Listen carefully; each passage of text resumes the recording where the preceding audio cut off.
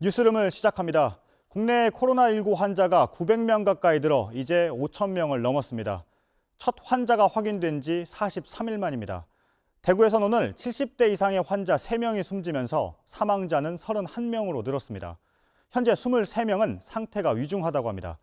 정부는 검사의 우선순위를 신천지 대구교회 신도에서 고위험군 환자로 바꾸기로 했습니다. 먼저 중앙재난안전대책본부에 나가 있는 취재기자를 연결합니다. 배양진 기자, 이 보건당국은 검사의 우선순위를 바꾸는 이유를 뭐라고 설명합니까? 피해를 최소화하기 위한 전략이라고 했습니다. 어젯밤 늦게 대구시 또 방역대책본부와 논의를 했다고 하는데요. 신천지의 무증상 신도들을 중심으로 검사를 하다 보니 오히려 중증이 될 위험이 큰 일반 대구 시민들을 검사할 기회는 놓치고 있었다는 게 가장 큰 이유입니다. 또 대구에서는 이미 지역사회 감염이 상당히 진행됐기 때문이기도 합니다. 실제로 어제 더 늘어난 대구시 환자들을 보면요. 신천지 관련으로 확인이 된 사람보다 일반 시민들이 더 많았습니다.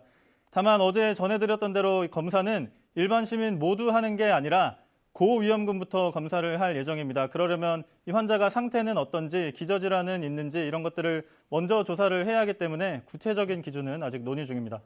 네, 증상이 심한 환자들의 치료에 집중하기 위해서 가벼운 환자들은 퇴원을 시켜서 병상을 마련하겠다는 건데 구체적인 계획이 나왔습니까?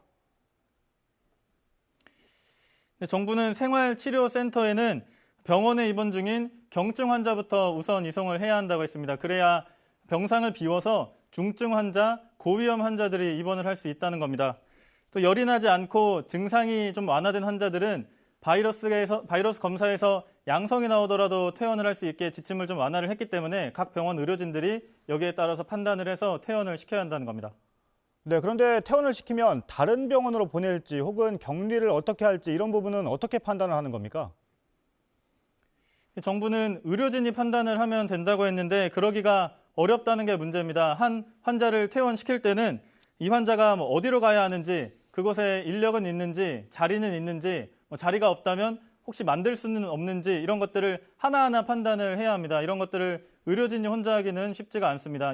대구에서도 어떤 지침이 없어서 문제였던 것이 아니라 이런 좀 조정을 해줄 시스템이 없어서 중증 환자들이 병상을 못 찾는 상황이 벌어졌다는 게 전문가들의 지적입니다. 저희가 취재한 한 감염내과 교수는 방역 컨트롤 타워는 그래도 질병관리본부가 있지만 치료의 컨트롤 타워가 없는 게 문제다 이렇게 정리했습니다.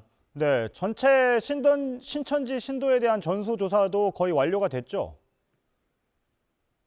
네, 증상이 있는지 조사를 99% 완료했다고 했습니다. 신천지 신도들 중에 해외에 있는 사람, 미성년자를 제외한 19만 5천 명 정도를 조사했는데 정부는 일단 다른 지역, 대구 경북을 제외한 다른 지역 신천지 신도들은 집단 감염이 일어났을 가능성은 낮다고 했습니다. 네, 배양진 기자였습니다.